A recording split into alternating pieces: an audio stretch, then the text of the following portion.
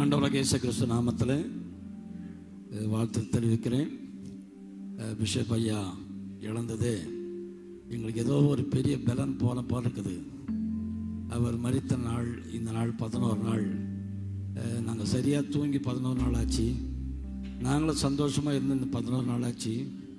நாங்கள் பேசாத நாள் கிடையாது, நினைக்காத நாள் கிடையாது.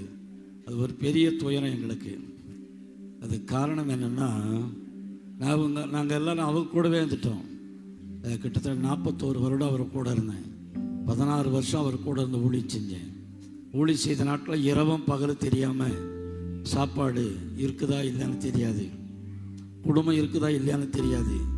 இப்படி ஊழியத்துக்காகவே அர்ப்பணித்து எங்கள் கூடவே ஊழிய செஞ்சு எங்களெல்லாம் உருவாக்கினார்.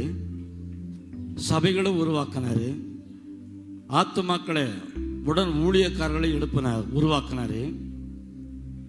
இந்த உருவாக்குவதற்கு ஒரு காரணம் என்னன்னா, அவர்கிட்ட ஒரு நல்ல வரம் உண்டு, பகுத்து பகுத்து போதிக்கிற வரம். ஒரே ஒரு வசனத்தை 5 நாள் இல்லை 5 முறை பிரசங்கம் 6 முறை பிரசங்கம் பண்ணுவார். அந்த அளவுக்கு நல்ல விளக்க உரை அவர் கொடுப்பார். அதனால தான் நாங்கள் எல்லாம் கவரப்பட்டோம். எங்களெல்லாம் உருவாக்கினார். நாங்கள் அவங்க கூட இருந்து சபைகளை உருவாக்கணும். கிராமங்கள் தோறும், பட்டணங்கள் தோறும் சபைகள் உருவாக்கணும். பொங்கல் நாள் விடுமுறை நாளில் சைக்கிளில் ரேடியோ கட்டிக்கிட்டு கிராமமாக போய் ஊழியம் செய்வோம். எங்கள் கூட இருந்து இதெல்லாம் செய்வார். அதன் மூலமாக தான் கிளை சபையெல்லாம் உருவாக்குச்சு.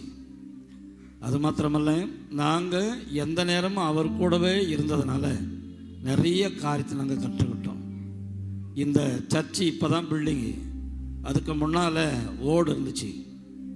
அந்த ஓடு சர்ச்சு கட்டும் பொழுது பாஸ்டர் ஜான்சன், நான், பிஷப் ஐயா 3 பேரும் இந்த ஓடெல்லாம் கொண்டு வந்து, மரமெல்லாம் கொண்டு வந்து போட்டு, நல்ல பனி நேரம் இரவில் அந்த ஓலை நிற்க வச்சுட்டு 3 பேரும் உள்ளே படுத்துந்து இருந்தோம், காவல் காத்தோம்.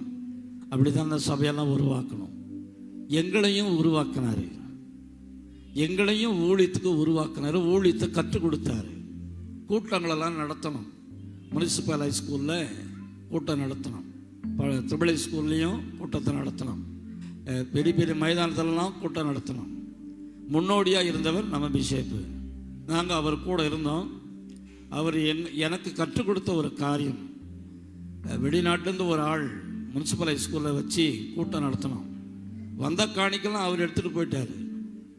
எங்களுக்கு ரொம்ப கஷ்டமாயிடுச்சு. எவ்வளோ செலவு பண்ணியிருக்கிறோம் அப்படின்னு சொல்லும் பொழுது அவர் சொன்னார், என்ன அமைதியார், இதெல்லாம் நமக்கு ஒரு பாடம், நம்ம விதைச்சோம்னா நமக்கு நிறைய கிடைக்கும்னு சொல்லுவார். அதனால தான் சொந்த பணத்தை செலவு பண்ணுவார். எங்களுக்கு நாங்கள் ஊழியத்தை முடிச்சுட்டு வீட்டுக்கு போகிறதுக்குள்ளே எங்களுக்கு எதனால் டிஃபன் வாங்கி கொடுப்பாரு. இல்லைன்னா ஊழியத்துக்கு போகும்போது எங்களுக்கு சாப்பிட்டு சேமியா வாங்கி கொடுப்பாரு. அப்படி வாங்கி கொடுத்தா தான் எங்களெல்லாம் ஊழியத்தை வளர்த்தாரு, எங்களை உருவாக்கினார். அது மாத்திரமல்ல, குடியாத்தத்துக்கு ஒரு ஊழியர் ஐக்க வேண்டும் என்று சொல்லி அவர் தீர்மானித்து எங்களெல்லாம் ஒருமுகப்படுத்தி ஊழியர் கூட்டத்தை ஆரம்பித்தோம். மாதந்தோறும் ஊழியர்கள் கூடி ஜெபிக்கணும் என்று சொல்லி அந்த ஊழியர் ஐக்கியத்துக்கு அவர் தான் தலைவராக இருந்தார். அதனால் இதன் மூலமாக முழு ஜெபம் ஒவ்வொரு சபையிலையும் மாதந்தோறும் 2வது வெள்ளிக்கிழமை முழு ஜெபம் நடத்துவோம். உபவாச கூட்டம் நடத்தும். ஊழியர் கூட்டம் 3வது வாரம் நடத்துவோம். எல்லாரும் ஒருமனப்பட்டு அதை நாங்கள் நடத்தினோம். அது மூலமாக கிறிஸ்மஸ் ஊர்வலம் இது வரைக்கும் குடியாத்தத்தில் செய்யப்படாத ஒரு காரியம். அப்போது பர்மிஷன் எல்லாம் கொடுக்க முடியாதுன்னு சொன்னாங்க. அவர் போராடி, அப்போ ஒரு 3 வருஷத்துக்கு முன்னாடி இருதய ராஜ் என்ற ஒரு எஸ்ஐ இருந்தார். அவர்கிட்ட போயிட்டு போராடி பர்மிஷன் வாங்கி முதல் ஆரம்பத்திலேயே ஒரு 400 பேருக்கு மேலே கூடி கிறிஸ்மஸ் ஊர்வலம் நடந்துச்சு. அதில் அவருக்கு ஒரு பெரிய சந்தோஷம். 2வது வருடமும் அதே மாதிரி தான் நடந்துச்சு. 3வது வருடமும் அதே மாதிரி தான் நடந்துச்சு.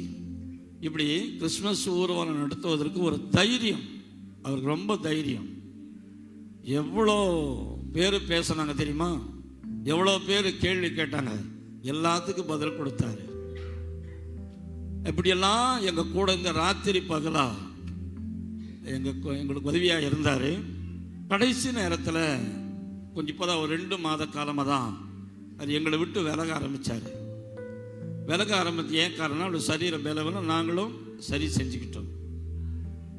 கடைசியில் இந்த கண்டன ஆர்ப்பாட்டம் நடத்தணும் பழைய பஸ் ஸ்டாண்டில். நாங்கள் முடிச்சுட்டு வந்தோம். மறுநாள் சாமுவேல் புருஷோத்தம அவர் ஏதோ ஒரு விஷயமா பேச வந்திருக்கிறாரு.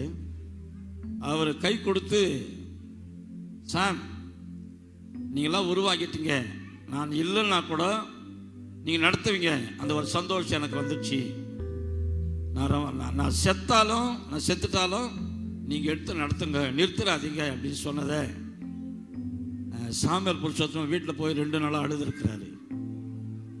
மறுநாள் காமராஜ் கூட ஃபோனில் பகிர்ந்துக்கிட்டு பேசும் பொழுது மறுநாள் காலையிலேயே 5 மணிக்கு பிஷப்பை தேடி வந்து அவர் பேசி, ஏன் இப்படியெல்லாம் நீங்கள் பேசுகிறீங்க அப்படின்னு சொல்லி, இல்லைடா நான் என் ஓட்டம் முடிஞ்சிச்சு, அடுத்தது நீங்கள் வாரிசு உருவாக்கிட்டீங்க, நீங்கள் நடத்துவீங்க அந்த சந்தோஷம் அப்படின்னு சொல்லி அது சொன்னார். அதை கண்டது ஒரு 3 காரியத்தை நான் சொல்கிறேன். ஒன்று, குடும்பத்தில் நல்ல ஒரு தலைவனாக இருந்தார். சாந்தி அக்கா சிக்கானாங்க.